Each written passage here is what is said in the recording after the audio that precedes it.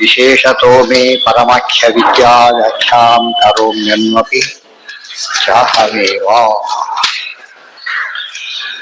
ಅಭೇದ ಅವಿಶೇಷೇ ಕಥಂ ಭೇದೋ ಭೇದಿನ ಏಕಸ್ತಥಾಭಿದ ಪುನಸ್ತಯೋರ್ವಿಭೇದಶ್ಚ ಭೇದಿ ಮಾತ್ರತ್ವತೋ ಭವೇತ್. ಭೇದಿನಶ್ಚೈವ ಭೇದಸ್ಯ ವಿಶೇಷೋ ಯದಿ ಗಮ್ಯತೆ ಅಭೇದಾ ಭೇದಿನೋಶ್ಚೈವ ಕಿಂ ಭೇದಯೋ ಅಭೇದ ಭೇದಯೋ ಕಿಂ ಭೇದಃ ಅಭೇದ ಭೇದಯೋ. ಬರೀ ಎಷ್ಟು ಉಪಯೋಗಿಸೋದು. ಭೇದಿನಶ್ಚೈವ ಭೇದಸ್ಯ ವಿಶೇಷೋ ಯದಿ ಗಮ್ಯತೆ ಅಭೇದಾ ಭೇದಿನೋಶ್ಚೈವ ಕಿಂ ಭೇದಃ ಅಭೇದ ಭೇದಯೋ. ಭೇದ ಶಬ್ದ ಎಷ್ಟು ಬಂದಿದೆ ನೋಡಿ ಅದರಲ್ಲಿ. ಭೇದಿನಃ, ಭೇದಿ ಅಂದ್ರೇನು? ಭೇದವನ್ನು ಹೊಂದಿರೋ ಧನ ಧನಿ, ಗುಣ ಗುಣಿ, ಅದೇ ರೀತಿ ಭೇದವನ್ನು ಹೊಂದಿರತಕ್ಕಂಥದ್ದು. ಮತ್ತು ಭೇದ ವಿಶೇಷೋ ಯದಿ ಗಮ್ಯತೆ, ವಿಶೇಷ ಒಪ್ಪಿದ ಮೇಲೆ ಅಭೇದ ಅಭೇದಿನೋಶ್ಚೈವ, ಅಭೇದ ಅಭೇದಿನೋಶ್ಚೈವ, ಅಭೇದ ಮತ್ತು ಅಭೇದಿ, ಭೇದ ಇಲ್ಲದೆ ಇರೋದು ಮತ್ತು ಭೇದವನ್ನು ಹೊಂದಿರೋದು. ಭೇದ ಅಭೇದ ಭೇದಯೋ, ಅಭೇದ ಮತ್ತು ಭೇದಗಳಿಗೆ ಭೇದ ಕಿಂ, ಭೇದ ಎಲ್ಲ ಒಪ್ಪಲಿಕ್ಕೆ ಸಾಧ್ಯ ಇದೆಯಾ? ಇಲ್ಲ. ಅಭೇದದ ಅಭೇದಿ ಭೇದ ಇಲ್ಲದೆ ಇರೋದು, ಅದರಲ್ಲಿ ಏನಿದೆ? ಅಭೇದ ಇದೆ. ಭೇದಿ ಭೇದ ಇರೋದು, ಅದರಲ್ಲಿ ಏನಿದೆ? ಭೇದ ಇದೆ. ಇವುಗಳಲ್ಲಿ ವಿಶೇಷವನ್ನ ಒಪ್ಪಲೇಬೇಕಿಲ್ಲೋ ನಿರ್ವಹಣೆ ಮಾಡಲಿಕ್ಕೆ ಬರೋದಿಲ್ಲ. ಇಲ್ಲದೆ ಹೋದರೆ ಭೇದ ಅಭೇದಯೋ ಕಿಂ ಭೇದ, ಭೇದ ಅಭೇದಗಳಿಗೆ ಭೇದ ಹೇಗೆ ಬರ್ತಾ ಇದೆ? ಭೇದ ಅಭೇದ ಬೇರೆ ಅಂತ ಒಪ್ತಿಯಲ್ಲ ಕೊನೆ ಪಕ್ಷ. ಅಷ್ಟು ಒಪ್ಪಬೇಕಾ? ಇಷ್ಟೆಲ್ಲ ಒಪ್ಪಿರಬೇಕು. ವಿಶೇಷವನ್ನು ಒಪ್ಪದೆ ಹೋದರೆ ಇದನ್ನ ಯಾವ್ದು ನಿರ್ವಹಣೆ ಮಾಡಲಿಕ್ಕೆ ಸಾಧ್ಯ ಇಲ್ಲ. ವಿಶೇಷದ ಬಗ್ಗೆ ತುಂಬಾ ಮಾಹಿತಿ ಕೊಟ್ಟಿದ್ದಾರೆ. ಇಲ್ಲಿ ಯಾಕೆ ಒಪ್ಪಲೇಬೇಕು ಎಂಬುದನ್ನ ಇನ್ನೂ ಸ್ಪಷ್ಟವಾಗಿ ತಿಳಿಸ್ತಾ ಇದ್ದಾರೆ. ವಿಶೇಷೇಣೈವ ಸರ್ವತ್ರ ಯದಿ ವ್ಯವಹೃತಿರ್ಭವೇತ್ ಕಲ್ಪನಾ ಗೌರವಾಯೈವ ಕಿಂ ಭೇದಃ ಕಲ್ಪ್ಯತೆ ತದಾ. ವಿಶೇಷೇಣೈವ ಸರ್ವತ್ರ ಯದಿ ವ್ಯವಹೃತಿ ಭವೇತ್. ವ್ಯವಹೃತಿ ಅಂದ್ರೆ ಏನು? ಭೇದ ವ್ಯವಹಾರ. ವಿಶೇಷಣ ಒಪ್ಪಿಕೊಳ್ಳೋದ್ರಿಂದ ಭೇದ ವ್ಯವಹಾರವನ್ನ ಎಲ್ಲಿ ಭೇದ ವ್ಯವಹಾರ ಮಾಡೋದು? ವಸ್ತುವಿಗೂ ಅದರ ಅಭಿನ್ನವಾದ ಗುಣಗಳಿಗೂ ಸಹ, ಸ್ವರೂಪಭೂತವಾದ ಗುಣಗಳಿಗೂ ಸಹ ವ್ಯವಹಾರ ಮಾಡೋದಕ್ಕೆ ಯಾವ ಸಮಸ್ಯೆನೂ ಇಲ್ಲ. ಕಲ್ಪನಾ ಗೌರವಾಯೈವ ಕಿಂ ಭೇದ ಕಲ್ಪ್ಯತೆ ತದಾ. ಅದಕ್ಕೆ ಬಿಟ್ಟುಬಿಟ್ಟು ಕಲ್ಪನಾ ಭೇದ, ಕಲ್ಪನಾ ಗೌರವ ಬರುತ್ತೆ, ದೋಷ ಬರುತ್ತೆ. ಆದ್ರಿಂದ ಸುಮ್ಮನೆ ಭೇದವನ್ನ ಕಲ್ಪನೆ ಮಾಡೋದು ಸಾಧ್ಯ ಇಲ್ಲ. ಆದ್ರಿಂದ ಸವಿಶೇಷ ಅಭೇದ ಎಲ್ಲಿ ಹೇಳಿದ್ರು ಕೂಡ ಅಭೇದ ಅಂತ ಏನ್ ಹೇಳ್ತೇವೆ ಅಲ್ಲಿ? ಸವಿಶೇಷ ಅಭೇದ ಅಂತ ಅರ್ಥ. ಇಲ್ದವ್ರು ಏನಾಗ್ತಿತ್ತು ಅಂತ ಹೇಳಿದ್ದಾರೆ. ಏನಾಗ್ತಿತ್ತು ಇಲ್ದ ಹೋದ್ರೆ? ವಿಶೇಷ ಒಪ್ಪದೆ ಹೋಗಿದ್ರೆ, ಅಭೇದ ಒಪ್ಪಿದ್ರೆ ಪರ್ಯಾಯ ಪದ ಆಗ್ಬೇಕಾಗಿತ್ತು. ಯಾವ್ಯಾವುದು? ಭೇದ ಇಜಕೊಳ್ಟು ಭೇದ ವಿಶೇಷ ಇದೆ. ಅವ್ಯವಹಾರ ಮಾಡದೆ ಹೋಗ್ಬಿಟ್ರೆ ಇಲ್ಲಿ ಪ್ರತಿಯೊಂದು ಪದನು ಪರ್ಯಾಯ ಪದ ಆಗ್ಬಿಡೋದ್ರಿಂದ ಹಾಲು ಬಡ್ಡ, ಹಾಲು ಇದ್ಕೊಟ್ಟು ಬಡ್ಡ, ಬಡ್ಡ ಇದ್ಕೊಟ್ಟು ಹಾಲು ಅಂತ ಅರ್ಥ ಆಗ್ಬಿಡೋದು. ಹಾಗಾಗದೇ ಇರೋದಕ್ಕೆ ಒಂದು ಆಗ್ಬೇಕು. ಮತ್ತು ಭೇದ ವ್ಯವಹಾರ ಮಾಡ್ಲಿಕ್ಕೂ ಅನುಕೂಲ ಆಗಬೇಕು. ಅದಕ್ಕಿರೋ ವ್ಯವಸ್ಥೆಯನ್ನು ವಿಶೇಷ ಒಂದೇನೆ. ಇದು ಗಟ್ಟಿ ಮಾಡ್ಕೊತಾ ಹೋಗ್ಬೇಕಾದ ಐಕ್ಯ. ಅದೇ ಅರ್ಥ ಅದಕ್ಕೆ ವಿಶೇಷ ಅಂತಿರುವಂತೆ ಅದೇ ಅರ್ಥ. ಐಕ್ಯ ಪ್ರತೀತ್ಯಭಾವೇನ ಭೇದ ಏವ ಗವಾಶ್ವಯೋ ಸಯೇವೇತಿ ಪ್ರತೀತೌ ಹಿ ವಿಶೇಷೋ ನಾಮ ಭಣ್ಯತೆ. ಐಕ್ಯ ಪ್ರತೀತಿ ಅಭಾವೇನ ಭೇದ ಏವ ಗವಾಶ್ವಯೋ. ಈಗ ಗೋ ಇದೆ, ಅಶ್ವ ಇದೆ, ಎರಡಕ್ಕೂ ಭೇದ ಇದೆಯೋ ಅಭೇದ ಇದೆಯೋ? ಭೇದ ಇದೆ. ಯಾತಕ್ಕೆ? ಐಕ್ಯ ಪ್ರತೀತ್ಯಭಾವೇನ. ಅವು ಅಭೇದ ಅಂತ ಹೇಳೋದಕ್ಕೆ ಬರೋದೇ ಇಲ್ಲ. ಗೋವೆಲ್ಲಿ ಅಶ್ವ ಇದೆ, ಏನ್ ಹೇಳ್ತೀರಿ ತಕ್ಷಣನೇ? ಭೇದ ಅಂತ ಹೇಳ್ತೀರಿ. ಅದೇ ರೀತಿನೇ ಸಯೇವೇತಿ ಪ್ರತೀತೌ ಹಿ ವಿಶೇಷೋ ನಾಮಭಣ್ಯತೆ. ಆದರೆ ಗೋವುಗಳಿಗೆ ಹಾಗಲ್ಲ. ಗೋತ್ವ ಇದೆ, ಗೋವಿನ ಗುಣಗಳು ಸಹಜವಾದ ಗುಣಗಳಿವೆ, ಅವಕ್ಕೆ ಹೇಳೋದಕ್ಕೆ ಬರೋದಿಲ್ಲ. ಭೇದ ಅಂತ ಅನ್ಸೋದೇ ಇಲ್ಲ. ಅಭೇದ ಒಪ್ಪಲೇಬೇಕು. ಬರೀ ಅಭೇದ ಒಪ್ಪಿದ್ರೆ ಏನಾಗುತ್ತೆ? ಒಂದೇ ಆಗ್ಬಿಡುತ್ತೆ. ಅದಕ್ಕೋಸ್ಕರ ವಿಶೇಷ ಒಪ್ಪಬೇಕು, ಇಲ್ಲವರೆ ನಿರ್ವಾಹ ಮಾಡಲಿಕ್ಕೆ ಬರೋದಿಲ್ಲ. ಅಲ್ಲಿ ಗವಾಶ್ವ ಪದ ಉಪಯೋಗಿಸಿದ್ದಾರೆ. ತುಂಬಾ ವಿಶೇಷಗಳನ್ನು ಹೇಳ್ತಾರೆ, ಕೆಳಗೆ ಕೊಟ್ಟಿದೆ ಅದನ್ನ. ಆಮೇಲೆ ಸಚ್ಚಿದಾದೇಹಿ ಪರ್ಯಾಯ ಸಿದ್ಧ್ಯರ್ಥಂ ಮಾಯಿನಾ ಅಪಿಹಿ ಅಂಗೀಕಾರ್ಯ ವಿಶೇಷೋಯಂ ಯದಿ ಅಸತ್ಯ ವಿಶೇಷಣ. ಸತ್ಯಂ ಜ್ಞಾನಂ ಅನಂತಂ ಬ್ರಹ್ಮ ಅಂತಿದೆ. ಇಲ್ಲಿ ಸತ್ಯ ಯಾರಿಗೆ ಅಪ್ಲೈ ಆಗತ್ತೆ? ಬ್ರಹ್ಮ. ಆಮೇಲೆ ಜ್ಞಾನ ಯಾವುದಕ್ಕೆ? ಬ್ರಹ್ಮ. ಆಮೇಲೆ ಅನಂತ ಬ್ರಹ್ಮನಿಗೆ. ಮೂರು ಬಂದ ಮೇಲೆ ವಿಶೇಷ ಒಪ್ಪಬೇಕ ಇಲ್ವೇ? ಈಗ ಇಲ್ದವ್ರ ಸತ್ಯ ಇದ್ಕೊಟ್ಟು ಜ್ಞಾನ ಇದ್ಕೊಟ್ಟು ಅನಂತ ಅಂತ ಹೇಳ್ಬಿಟ್ಟಿದ್ರೆ ಮೂರು ಹೇಳ್ಬೇಕಾಗಿಲ್ಲ, ಒಂದೇ ಹೇಳ್ತಿದ್ವಿ. ಮೂರು ಹೇಳಿದ ಮೇಲೆ ಏನಿದೆ ಅವಕ್ಕೆ ವ್ಯತ್ಯಾಸ ಇದೆ. ಆದ್ರೆ ಮೂರು ಯಾವ್ದರ ಧರ್ಮಗಳು? ಬ್ರಹ್ಮನ ಧರ್ಮಗಳು. ಮದ್ಮೇಲೆ ಬ್ರಹ್ಮನ ಧರ್ಮ ಆದ್ಮೇಲೆ ಬ್ರಹ್ಮನಿಂದ ಬೇರೆ ಆಗಿರ್ಬೇಕು, ಅಭಿನ್ನ ಆಗಿರ್ಬೇಕು, ಭೇದವನ್ನು ಹೊಂದಿರಲೇಬೇಕು. ಯಾವ ಭೇದವನ್ನ? ವಿಶೇಷ ಅನ್ನೋ ವ್ಯವಹಾರ ಮಾಡದೆ ಹೋದ್ರೆ ಸತ್ಯ ಬೇರೆ, ಅನಂತ ಬೇರೆ, ಇದು ಬೇರೆ. ಆದ್ರೆ ವ್ಯವಹಾರ ಇರೋದು ಯಾರಲ್ಲಿ? ಅಲ್ಲಿ ಒಬ್ಬೇ ವ್ಯಕ್ತಿಯಲ್ಲಿ. ಏನ್ ಸಂಬಂಧ ಇದೆ? ಅಭೇದ ಸಂಬಂಧ ಇದೆ. ಹಾಗಿದ್ರೆ ಸತ್ಯ ಬೇರೆ ನೀವು ಕೂಡಿಸ್ಬೇಕಾದ್ರೆ ಏನ್ ಮಾಡ್ಬೇಕಾಗ? ಮತ್ತೆ ವಿಶೇಷ ಹೋಗ್ಬೇಕು. ಇಲ್ಲಿ ಎರಡು ವಿಶೇಷ ಅರ್ಥ ಆಯ್ತು. ಸರಿಯಾಗಿ ಅರ್ಥ ಮಾಡ್ಕೊಂಡ್ರೆ ಒಂದು ವಸ್ತು ಇದೆ, ಅದರ ನಿತ್ಯ ಧರ್ಮ ಇದೆ, ಅವುಗಳಿಗೆ ಸಂಬಂಧ ಬೇರೆ ಹೇಳೋದಕ್ಕೆ ಬರೋದಿಲ್ಲ, ಅಭೇದನೇ ಹೇಳಬೇಕು. ಬರೀ ಅಭೇದ ಹೇಳಿದ್ರು ಸಾಲದು, ಯಾಕೆ? ಭೇದ ವ್ಯವಹಾರ ಮಾಡ್ತಿದ್ದೇವೆ ನಾವೀಗ. ಅದು ಕುಡಿಸಕ್ಕೆ ಏನ್ ಮಾಡ್ಬೇಕು? ವಿಶೇಷ ಹೋಗ್ಬೇಕು. ಇಷ್ಟ ಆಯ್ತು. ಅದೇ ರೀತಿಯಲ್ಲಿ ಒಂದು ವಸ್ತುವಿಗೆ ಒಂದೇ ಅಭಿನ್ನ ಗುಣಗಳಿಲ್ಲ, ಎಷ್ಟೋ ಇವೆ. ಎಲ್ಲ ಗುಣಗಳು ಕೂಡ ವಸ್ತು ಸ್ವರೂಪನೇ. ಆದ್ರೂ ಅದೇನತ್ತೆ, ನಾವು ಎತ್ತರ ಅಂತ ಹೇಳ್ತೇವೆ, ತೂಕ ಅಂತ ಹೇಳ್ತೇವೆ, ಒಬ್ಬ ವ್ಯಕ್ತಿಗೆ ರೂಪ ಅಂತ ಹೇಳ್ತೇವೆ, ಏನೇನೋ ಹೇಳ್ತೇವೆ. ಅವೆಲ್ಲ ಆ ವ್ಯಕ್ತಿಯನ್ನು ಒಂದೇನೆ. ಅವೆರಡೂ ಕೂಡ ಪರಸ್ಪರ ಬೇರೆ, ಆದ್ರೆ ವ್ಯಕ್ತಿಯೊಳಗೆ ಒಂದೇನೆ. ಅಲ್ಲೂ ಕೂಡ ಏನಂತ ಕೊಡಿಸ್ಬೇಕು? ವಿಶೇಷನೇ ಒಪ್ಪಬೇಕು. ಅದಕ್ಕೆ ಮಾಯಿನ ಇದೆಲ್ಲ ಇದು ಯಾಕೆ ದೃಷ್ಟಾಂತ ಕೊಟ್ರು? ನಮ್ ದೃಷ್ಟಾಂತ ಬಿಟ್ಬಿಡಿ, ನಿಮ್ ದೃಷ್ಟಾಂತನೇ ತಗೊಳ್ಳಿ. ಸತ್ಯಂ ಜ್ಞಾನಂ ಅನಂತಂ ಬ್ರಹ್ಮ, ಇದು ವ್ಯಾವಹಾರಿಕನೇ ತಗೊಳ್ಳಿ, ಏನಾರು ತಗೊಳ್ಳಿ. ಮೂರು ಪದ ಯಾತಕ್ಕಲ್ಲಿ? ಏನು ಒಪ್ಪಬೇಕಾಗ? ವಿಶೇಷ ಒಪ್ಪದೆ ಹೋದ್ರೆ ವಿಶೇಷ ಏನಿದೆ? ಹಾಲಿದೆ, ಬೆಳಗು ಇದೆ, ರುಚಿಯಾಗಿಯೂ ಇದೆ, ಬಿಸಿಯಾಗಿಯೂ ಇದೆ, ಏನೋ ಆವ ಸೇರ್ಕೊಂಡ್ಬಿಟ್ಟಿದೆ. ಎಲ್ಲ ಸೇರಿರೋದು ಯಾವ್ದಕ್ಕೀಗ? ಹಾಲಿ. ಎಲ್ಲ ಏನ್ ಸೇರ್ಕೊಂಡದ ಅದಕ್ಕೀಗ? ಅದರ ಗುಣಗಳೇ ಆಯ್ತು. ಎಲ್ಲ ಒಂದೇ ಆಗಿದ್ದು ಎಲ್ಲ ಯಾಕೆ ಹಾಕಬೇಕು? ಒಂದ್ ಹಾಕಿದ್ರೆ ಸಾಕಾಗ್ತದೆ, ಹೌದಲ್ಲ? ಆದ್ರಿಂದ ಅಷ್ಟು ಗುಣಗಳಿದ್ರು ಕೂಡ ಅನಂತ ಗುಣಗಳಿವೆ. ಅನಂತಗಳು ಪರಸ್ಪರ ಗುಣಗಳಿಗೇನು ಸಂಬಂಧ? ಮತ್ ಪರಸ್ಪರ ಗುಣಗಳಿಗೆ ದೇವರಲ್ಲಿ ಯಾವ ವ್ಯತ್ಯಾಸವೂ ಇಲ್ಲ. ಗುಣಗಳಿಗೂ ಭೇದ ಇಲ್ಲ, ಗುಣಗಳಿಗೂ ಭೇದ ಇಲ್ಲ, ರೂಪಗಳಿಗೂ ಭೇದ ಇಲ್ಲ, ಅವಯವಗಳಿಗೂ ಭೇದ ಇಲ್ಲ. ಇದು ವಿಶೇಷ. ಈ ರೀತಿ ಒಪ್ಪದೆ ಹೋಗಿದ್ರೆ ಎಷ್ಟು ಸಮಸ್ಯೆ ಬರ್ತಿತ್ತು. ಇದ್ರ ಬಿಡಿಸಿದ್ದಾರೆ ಆಚಾರದ್ದು ಗೊತ್ತಾಗ್ಬಿಟ್ರೆ ನಿತ್ಯ ವ್ಯವಹಾರಕ್ಕೆ ನಮಗೆ ಬೇಕು, ಶಾಸ್ತ್ರಕ್ಕೆ ಬಿಟ್ಬಿಡಿ. ನಿತ್ಯದ ವ್ಯವಹಾರಕ್ಕೆ ಇದು ಬೇಕು, ಮಾಡಕ್ ಆಗ್ತಿರ್ಲಿಲ್ಲ. ಅದ್ರ ಆಚಾರ ಒಪ್ಪಿಸಿದ್ದಾರೆ ಅಂದ್ಮೇಲೆ ನಿತ್ಯ ಜೀವನದಲ್ಲಿ ಆಚಾರ ಪ್ರತಿ ಕ್ಷಣದಲ್ಲೂ ನೆನೆಸ್ಕೋಬೇಕಾಗ್ತದೆ. ಇಲ್ದ ಹೋದ್ರೆ ವ್ಯವಹಾರ ಮಾಡ್ಲಿಕ್ಕೆ ಬರೋದಿಲ್ಲ. ಮತ್ತೆ ಹೇಳಿದ್ದು ಕಾನೂನು ಒಪ್ತೀವಲ್ಲ ಅಂತ ಕೇಳಕ್ ಬರುತ್ತಾ ನಿಮ್ಗೆ? ಈಗ ಕೇಳ್ತೀರಾ? ಕೇಳಿದ್ರೆ ಏನಾಗುತ್ತೆ? ಬರೋದ್ಲೇ ಬರೋದು. ಧರ್ಮ ನಿಯಮ ಆದ್ರೆ ಒಪ್ಕೊಳ್ಳೇಬೇಕು. ಒಪ್ಕೊಂಡಿದ್ಯಾ ಅಂತ ಕೇಳಲೇಬಾರದು, ಒಪ್ಕೋಬೇಕು. ಅರ್ಥ ಆಯ್ತಾ?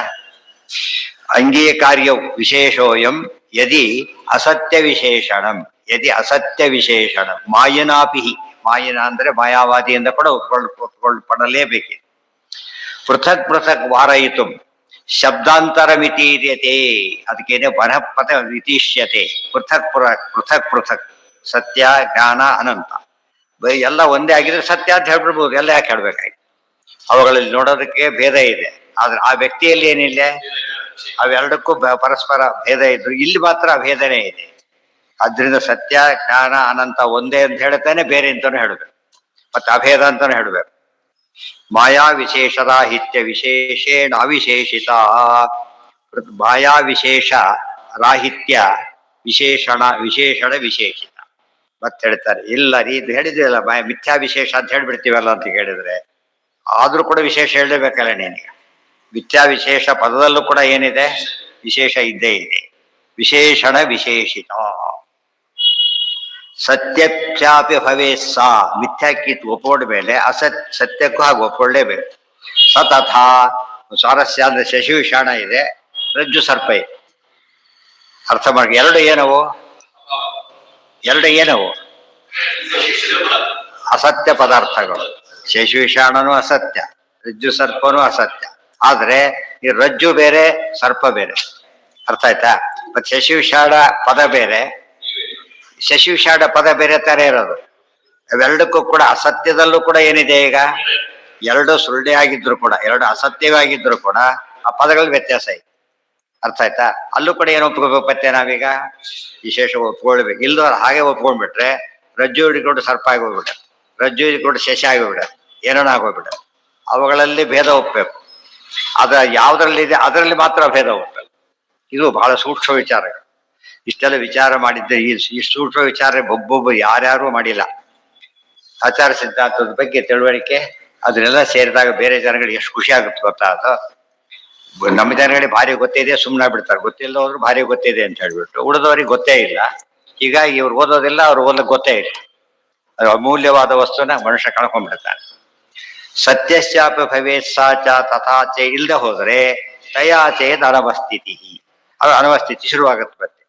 ಯದಿ ಸತ್ಯೇ ವಿಶೇಷೋನ ತದುಕ್ತಿ ಉಕ್ತಿರ್ ಭವೇತ್ತಲ್ಲ. ಸತ್ಯದಲ್ಲಿ ವಿಶೇಷ ಇಲ್ಲದೆ ಹೋಗಿದ್ರೆ ವ್ಯತ್ಯಾಸ ಹೇಳೋದಕ್ಕೆ ಕಾರಣನೇ ಇರಲಿಲ್ಲ. ಲಕ್ಷ್ಯತೆ ಚೇತ್ತೇನ ಲಕ್ಷ್ಯಂ ಇತ್ಯಪಿ ಸ್ಯಾದ್ ವಿಶೇಷಿತ. ಲಕ್ಷ್ಯತೆ ಚೇತ್ ತೇನ ಲಕ್ಷ್ಯಂ ಇತಿ ಸ್ಯಾದ್ ವಿಶೇಷಿತ. ಲಕ್ಷಣ ವೃತ್ತಿ ಹೇಳ್ತೀಯ ಆಗಲೂ ಅದೇ. ಈ ವಾಚ್ಯ ಅಂದ್ರೂ ಸಮಸ್ಯೆ ತಪ್ಪಿದ್ದಲ್ಲ, ಲಕ್ಷ್ಯ ಅಂದ್ರೂ ಸಮಸ್ಯೆ ತಪ್ಪಿದ್ದಲ್ಲ. ಅದಕ್ಕೋಸ್ಕರನೇ ಯಾವುದನ್ನು ಒಪ್ಕೋಬೇಕು, ವಿಶೇಷನ ಒಪ್ಕೊಳ್ಳೇಬೇಕು. ಪುನಃ ಪುನರ್ಲಕ್ಷಣಾಯಾಮಪಿ ಸ್ಯಾದ್ ಇಲ್ಲ ಅದು ಲಕ್ಷಣ ಅದು ಲಕ್ಷ್ಯ ಅದು ಲಕ್ಷ್ಯ ಅಂತ ಹೇಳ್ತಾ ಹೋದ್ರೆ ಕೊನೆಗೆ ಅನವಸ್ಥಿತಿ ಪ್ರವಾಹನೇ ಬಂದು ಹೋಗ್ಬಿಡ್ತದೆ. ಸರಿಯಾದ ಅದೇನದು ಕಾರ್ಯಕಾರಣ ಭಾವ ಎಂಡ್ ಆಗೋದೇ ಇಲ್ಲ. ಯದಿ ಅಭಾವ ವಿಶೇಷಿತ್ವಂ ಸ್ಯಾದ್ ಅಂಗೀಕೃತಮೇವೈತೆ ಅಸೌ ಅಲ್ಲ ಅಸಾರ್ವಜ್ಞಾದಿರಾಹಿತ್ಯಂ ಅಪಿ ಏವಂ ತೇ ಭವಿಷ್ಯತಿ. ಯದಿ ಅಭಾವ ವಿಶೇಷಿತ್ವಂ ಸ್ಯಾತ್ ಅಂಗೀಕೃತಮೇವತೆ. ಅಭಾವ ವಿಶೇಷಿತ್ವ ಅದು ಅಭಾವವು ಕೂಡ ವಿಶೇಷವನ್ನ ಹೊಂದಿದ್ದಾಗಿದೆ ಅಂತ ಒಪ್ಪೋದಾದರೆ ಅಸಾರ್ವಜ್ಞಾದಿರಾಹಿತ್ಯಂ ಅಪಿ ಏವಂ ತೇ ಭವಿಷ್ಯತಿ. ಅಸಾರ್ವಜ್ಞಾದಿರಾಹಿತ್ಯಂ ಹಾಗಿದ್ರೆ ಪರಮಾತ್ಮ ಸರ್ವಜ್ಞ ಅಲ್ಲ, ಸರ್ವಜ್ಞ ಅಂತ ಹೇಳಿದೆ. ಸರ್ವಜ್ಞ ಅಂದ್ರೆ ಏನರ್ಥ ಅಂದ್ರೆ ಸರ್ವಜ್ಞ ಅಲ್ಲ ಅಂತ ಅರ್ಥ. ಈ ರೀತಿ ಹೇಳೋಕೆ ಶುರುವಾಗ್ಬಿಟ್ರೆ ಕೊನೆಗೆ ಏನಾಗುತ್ತೆ, ಸರ್ವಕರ್ತ ಹೌದಲ್ಲೋ ಸರ್ವಕರ್ತ ಅಲ್ಲ ಅಂತ ಅಲ್ಲ ಇದು ಹೇಳ್ತಾ ಹೋದ್ರೆ ಅಲ್ಲೂ ಕೂಡ ವಿಶೇಷ ಒಪ್ಪತ್ತೆ. ನೀನೀಗ ಒಬ್ಬೇ ವ್ಯಕ್ತಿ ಬಗ್ಗೆ ಬೇರೆ ಪದ ಉಪಯೋಗಿಸಿದ್ದಿ, ಆ ವ್ಯಕ್ತಿ ಜೊತೆ ಒಂದೇ ಆಗಿವೆ. ಅದು ಬಿಡಿಸ್ಲಕ್ಕೆ ಏನ್ ಮಾಡ್ಬೇಕು, ವಿಶೇಷ ಒಪ್ಪಬೇಕು. ತದಾ ಸಾರ್ವಜ್ಞ ಇದೆಲ್ಲ ಸಿಂಪಲ್ ಆಗಿ ಹೇಳ್ತಿರೋದು. ದೀಪ ಪ್ರಶ್ನೆ ಹಾಕಿದಷ್ಟು ಉತ್ತರ ಚೆನ್ನಾಗಿ ಬರುತ್ತೆ ಇನ್ನೂ ಕೂಡ. ಅಸಾರ್ವಜ್ಞಾದಿರಾಹಿತ್ಯಂ ಅಪಿ ಏವಂ ತೇ ಭವಿಷ್ಯತಿ. ನಿನಗೂ ಕೂಡ ಅಸಾರ್ವಜ್ಞ ಮತ್ತೆ ಅಂದ್ರೆ ನಿನಗೂ ನಿನ್ನ ಕಲ್ಪನೆಗೂ ಎಲ್ಲದಕ್ಕೂ ದೋಷ ಬಂದೇ ಬರುತ್ತೆ. ತದಾ ಸಾರ್ವಜ್ಞಮೇವ ಸ್ಯಾತ್ ಭಾವಾರ್ಥತ್ವಾತ್ ನಯೋ ದ್ವಯೋ. ಹಾಗೇನಾಯ್ತಾಗ ತದಾ ಸಾರ್ವಜ್ಞಮೇವ ಸ್ಯಾತ್. ಸಾರ್ವಜ್ಞ ಅಂತ ಒಂದೇ ಅರ್ಥ ಬರ್ಬೇಕಾಗ. ಯಾತಕ್ಕೆ ಸಾತ್ ಭಾವಾರ್ಥತ್ವ ನಯೋರ್ದ್ವಯೋ ಏನಿದೆ ಅಲ್ಲಿ ತಸ್ಯ ಎಲ್ಲಿ ಸ್ಯಾತ್ ಭಾವಾರ್ಥತ್ವಾತ್ ನಯೋರ್ದ್ವಯೋ. ನಯೋರ್ದ್ವಯೋ ಅಂದ್ರೇನು, ಎರಡು ನಕಾರಗಳು ಅಂತ ಅರ್ಥ. ನೈ ಅಂದ್ರೆ ನಕಾರ, ನಾಯಿ ಅಂತ ಕರೀತಾರೆ. ಏನಾಯ್ತು, ಎರಡು ನಕಾರಗಳು ಬಂದಾಗ ಏನಾಯ್ತು ಅಲ್ಲಿಗೆ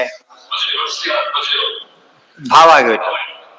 ಎರಡು ಅಕಾರಗಳು ಬಂದಾಗ ಅದು ಭಾವ ಪದಾರ್ಥ ಆಗಬೇಕು. ಬರೋದಿಲ್ಲ ಅಂತ ಅಲ್ಲ, ಬರೋದಿಲ್ಲ ಅಂತ ಅಲ್ಲ.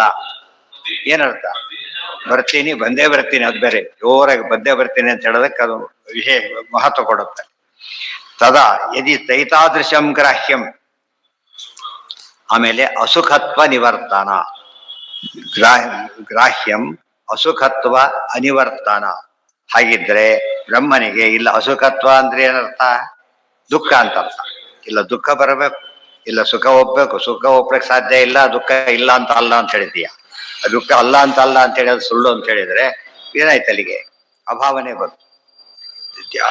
ಅಸತ್ವ ಜ್ಞಾನತ್ವಾದೇಶ್ಚ ಅಸತ್ವ ಅಜ್ಞಾನತಾದೇಶ್ಚ. ಅಸತ್ವ ಒಂದು, ಅಜ್ಞಾನತ ಇನ್ನೊಂದು. ಸ್ಯಾತ್ ಅಸತ್ ಸ್ಯಾತ್ ಅಸತ್ವಾದಿಕಂ ತದ. ಸ್ಯಾತ್ ಅಸತ್ವಾದಿಕಂ ತದ. ಈ ಮಾತು ಹೇಳೋದಾದ್ರೆ ಅಸತ್ವಾದಿಗಳೇ ಉಳ್ಕೊಂಡಿರ್ತದೆ, ಬೇರೆ ಅಲ್ಲ. ಅವ್ರಿಗೆ ಅಭಿಪ್ರಾಯ ಇದೆ. ಅನೃತಾದಿ ವಿರೋಧಿತ್ವಂ ಯದಿ ಅಸ್ಮಾತ್ ಅಲ್ಲೇ ಯದಿ ಅಸ್ಯ ಅಭ್ಯುಪಗಮ್ಯತೆ. ಅನೃತಾದಿ ವಿರೋಧಿತ್ವಂ. ಋತ ಅನೃತ. ಸತ್ಯ ಅಂದ್ರೆ ಅಸತ್ಯ, ಅನೃತ ಅಂದ್ರೆ ಅಸತ್ಯ. ಅನೃತ ವಿರೋಧಿ. ಅನೃತ ವಿರೋಧಿ ಅಂದ್ರೇನು, ಸತ್ಯ. ಅನೃತ ವಿರೋಧಿ ಅಂತಾನೆ ಹೊರತು ಸತ್ಯ ಅಂತ ಅಲ್ಲ. ಆಗತ್ತೆ ಅಂದ್ರೆ ಆಗೋದಿಲ್ಲ, ಇದು ಅವ್ರ ವಾದ. ಇವೆಲ್ಲ ನೋಡಿದ್ರೆ ಸರಿಯಾಗಿ ಹೈಲೈಟ್ ಮಾಡಿದ್ರೆ ಜನ ಅರ್ಥ ಮಾಡ್ಕೊತಾರೋ ಇಲ್ಲ. ಇದು ಸರಿಯಲ್ಲ ಅಂತ ಹೇಳೋದು ಅರ್ಥ ಆಗುತ್ತೋ ಇಲ್ಲೋ. ಅಲ್ಲಿ ಏನ್ ಮಾಡ್ಬಿಟ್ಟು ಪದಗಳು ಜಾಸ್ತಿ ಉಪಯೋಗಿಸ್ಬಿಟ್ಟ ಏನಾಗುತ್ತೆ, ಅಲ್ಲಿ ವಿಷಯ ಮರ್ತು ಹೋಗ್ಬಿಟ್ಟು ಏನೋ ಮಾತಾಡ್ತಾರೆ ಅಂತ. ಅವ್ರಿಗೆ ತಿಳಿಯೋ ಭಾಷೆಯಲ್ಲೇ ಹೇಳ್ಬೇಕು. ಅನೃತ ವಿರೋಧಿ ಅಂದ್ರೆ ಏನು? ಅನೃತ ವಿರೋಧಿ ಅಂದ್ರೆ ಏನು? ಅನೃತ ಅಂದ್ರೆ ಸುಳ್ಳು, ಋತ ಅಂದ್ರೆ ಸತ್ಯ, ಅನೃತ ಅಂದ್ರೆ ಸತ್ಯಮೇವ ಜಯತೆ ನಾನು ಋತಂ ಕೇಳಿರ್ತೀರಲ್ಲ, ಗೊತ್ತಾಯ್ತಾ? ಏನಾಯ್ತಲ್ಲಿಗೆ? ಅನೃತ ಅಂದ್ರೆ ಏನು? ಸುಳ್ಳು. ಅನೃತ ವಿರೋಧಿ ಅಂದ್ರೇನು? ಸತ್ಯ ಆಗ್ಬೇಕಲ್ಲ. ಅನೃತ ಸತ್ಯ ಆಗದೆ ಇರಲಿಕ್ಕೆ ಸಾಧ್ಯ ಇಲ್ಲ. ಮೊದಲೇ ಹೇಳಿದೆ, ಎರಡು ವಿರುದ್ಧ ಪದಾರ್ಥಗಳ ಮಧ್ಯೆ ವಿರೋಧ ಬಂದಾಗ ಎರಡು ಇರಲಿಕ್ಕೆ ಸಾಧ್ಯ ಇಲ್ಲ. ಎ ಬಿ ಇರ್ಬೋದು, ಏನ್ ತೊಂದರೆ ಇಲ್ಲ. ಎ ಅಂಡ್ ನಾಟ್ ಎ ಇರ್ಲಿಕ್ಕೆ ಸಾಧ್ಯ ಇಲ್ಲ. ಇಲ್ಲ ಎ ಇರಬೇಕು, ಇಲ್ಲ ನಾಟ್ ಎ ಇರಬೇಕು. ಘಟ ಇರಬೇಕು, ಇಲ್ಲ ಘಟಾಭಾವ ಇರಬೇಕು. ಗೊತ್ತಾಯ್ತಾ? ಆದ್ರೆ ಘಟಪಟ ಇರ್ಲಿಕ್ಕೆ ಸಮಸ್ಯೆ ಇಲ್ಲ. ಗೊತ್ತಾಯ್ತಾ? ಈಗ ಕೆಲವು ಪದಗಳು ಒಂದಿಲ್ಲ ಬರ್ಲಿ. ಕತ್ಲೆ ಇಲ್ಲ ಬೆಳಕಿರ್ಬೇಕು, ಬೆಳಕಿಲ್ಲ ಕತ್ಲೆ ಇರಬೇಕು. ಹಾಗಲ್ಲ, ಬೇರೆ ಹಾಗಲ್ಲ. ಅಲ್ಲಿ ಕತ್ಲೆ ಇಲ್ಲಿ ಬೆಳಕು ಸಮಸ್ಯೆ ಇಲ್ಲ. ಎರಡು ಪದಾರ್ಥಗಳು ಒಂದೇ ಸ್ಥಳ, ಎರಡು ವಿರುದ್ಧ, ಸರಿಯಾಗಿ ಅರ್ಥ ಮಾಡ್ಕೋ. ಎರಡು ಪರಸ್ಪರ ವಿರುದ್ಧ ಪದಾರ್ಥಗಳು ಒಂದೇ ಸಮಯದಲ್ಲಿ ಒಂದೇ ಕಾಲದಲ್ಲಿ ಇರಲಿಕ್ಕೆ ಸಾಧ್ಯ ಇಲ್ಲ.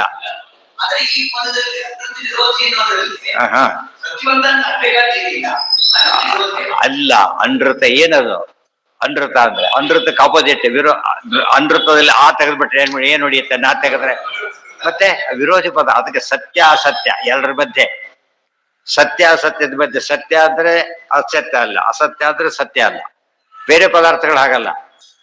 ಅರ್ಥ ಆಯ್ತಾ? ಇಲ್ಲಿ ಡೆಸ್ಕ್ ಇದೆ, ಮೇರು ಪರ್ವತ ಇಲ್ಲ, ಸಮಸ್ಯೆ ಇಲ್ಲ. ಮೇರು ಪರ್ವತ ಇದೆ, ಮೇರು ಪರ್ವತ ಇಲ್ಲ ಅಂದ್ರೆ ತಪ್ಪಾಗ್ತದೆ. ಅರ್ಥ ಆಯ್ತಾ? ಎಲ್ಲ ಪರಸ್ಪರ ವಿರುದ್ಧ ಪದ ಮರಿಬಾರದು, ಒಂದೇ ಸ್ಥಳ ಮರಿಬಾರದು, ಒಂದೇ ಕಾಲ ಅಂತ ಮರಿಬಾರದು. ಇಲ್ದ ಹೋದ್ರೆ ಪದಾರ್ಥ ಆಗ್ಬೋದು. ಮುತ್ತಾತ ಯಾರು ಇಲ್ಲ ಈಗ, ಬಟ್ ಸತ್ಯ ಹೋದಲ್ಲ ಅವರು ಈಗಿಲ್ಲ. ಅರ್ಥ ಆಯ್ತಾ? ರಜ್ಜು ಸರ್ಪಾದಿಗಳು ಯಾವ ಕಾಲಕ್ಕೂ ಎಲ್ಲೂ ಇಲ್ಲ, ಯಾವ ಕಾಲಕ್ಕೂ ಎಲ್ಲೂ ಇಲ್ಲ. ಹೌದು, ಒಂದೇ ಕೂಡ್ಸಕ್ ಬರೋದಿಲ್ಲ. ಆದ್ರೆ ಹೇಳ್ತಾರೆ ಕೂಡ್ಸಕ್ ಬರೋದು ವಿಶೇಷದಿಂದ ಕೂಡ್ಸಕ್ ಬರೋದಿಲ್ಲ, ವಿಶೇಷ ಇಲ್ಲ, ಯಾತರದ್ದು ಇಲ್ಲ. ಸತ್ಯ ಧರ್ಮಗಳಾಗಿದ್ರೆ ಮಾತ್ರ, ಯಾವ್ದರ ಧರ್ಮ ಅದರೊಂದಿಗೆ ಮಾತ್ರ ಭೇದ, ಬೇರೆದಕ್ಕಲ್ಲ. ಅರ್ಥಾತ್ ಅದಕ್ಕೆ ಮಾತ್ರವೇ. ಸತ್ಯಶಾಪಿ ಭವೇತ್ ಸ ಪೃಥಕ್ ಪೃಥಕ್ ವಾರಯಿತು ಶಬ್ದಾಂತರ ವಿತೀಷ್ಯತೆ ಮಾಯಾ ವಿಶೇಷರಾಹಿತ್ಯ ಇದೆಲ್ಲ ಆಯ್ತಲ್ಲ. ಸತ್ಯಶಾಪಿ ಭವೇತ್ ಸ ಚೇತ್ ಸ ತಥಾ ಚೇತ್ ಅನವಸ್ಥಿತಿ, ಅದೆಲ್ಲ ಮುಂದೆ ಆಗಿದೆ. ಲಕ್ಷ್ಯತೆ ಚೇತ್ಯನ ಅದೇ ಆಯ್ತು. ಯದ್ಯಭಾವ ವಿಶೇಷತ್ವ ಸ್ಯಾತ್ ಅಂಗೀಕೃತವೇವತೆ ಅಸಾರ್ವಜ್ಞಾದಿರಾಹಿತ್ಯಮಪಿ ಏವಂ ತೇ ಭವಿಷ್ಯತಿ. ಆದ್ದರಿಂದ ಅಸತ್ವ ತದಾ ಸಾರ್ವಜ್ಞಮೇವ ಸ್ಯಾತ್ ಭಾವಾರ್ಥತ್ವಾತ್ ನಯೋರ್ದ್ವಯೋ ಇದು ನೈತಾದೃಶಂ ಗ್ರಾಹ್ಯಂ ಅಸುಖತ್ವಾದಿ ಅಸುಖತ್ವ ಅನಿವರ್ತನಾತ್. ಅಸತ್ವ ಅಜ್ಞಾನತ್ವಾದಿಶ್ಚ ಸ್ಯಾತ್ ಅಸತ್ವಾದಿಕಂ ತದಾ. ಅಸತ್ಯ ಅಜ್ಞಾನತ, ಅಜ್ಞಾನ ಅಜ್ಞಾನತ, ಅಸತ್ಯ ಅಸತ್ವ, ಅಸತ್ ಅಸತ್ವ ಇತ್ಯಾದಿಕಂ ತದ ಅನೃತಾದಿ ವಿರೋಧಿತ್ವಂ ಯದಿ ಅಸ್ಯ ಅಭ್ಯುಪಗಮ್ಯತೆ. ಅದು ಮುಂದೆ ಹೇಳ್ತಾರೆ. ಅನೈಶ್ವರ್ಯ ವಿರೋಧಿತ್ವಂ ಅಪಿ ಏವಂ ಕಿಂ ನಿವಾರ್ಯತೆ. ಅಖಂಡಾಖಂಡನಾದೇವ ವಿಶೇಷೋ ಅಖಂಡವಾದಿನ ಖಂಡಿತೇನಾಪಿ ಮನಸ ಸ್ವೀಕಾರ್ಯೋ ಅನ್ಯಥಾಗತೆ. ಅಖಂಡ ಖಂಡ ಅಂತ ಹೇಳ್ತಾರೆ. ಅಖಂಡ ಖಂಡವಾದಿಭ್ಯಾಂ ಖಂಡಾಖಂಡೇನ ಚೈವ ತತ್ ಮಹಾದರೇಣ ಶಿರಸಿ ವಿಶೇಷೋ ಧಾರ್ಯ ಏವ ಹಿ ನಿದರ್ಶನತ್ರಯೇಣಾತೋ ಭಗವಾನ್ ಅತ್ಯಭಿನ್ನತಾ. ಅಲ್ಲ, ಭಗವಾನ್ ಅತ್ಯಭಿನ್ನತಾ. ಇದಿಷ್ಟು ಕೂಡ ಬದಲಿದ್ರೆ ಇದೇ ವಾಕ್ಯ ಬದಲಿ ಅಖಂಡ ಖಂಡನ ನ್ಯಾಯ ಅಖಂಡಾರಪಿ ಖಂಡ ಏನಂತ ಹೇಳ್ಬೇಕಾದ್ರೆ ಇದೇ ಪದಗಳು ಉಪಯೋಗಿಸಿದ್ದಾರೆ. ಇದಿಷ್ಟು ನಾಳೆ ಯಾವ್ದ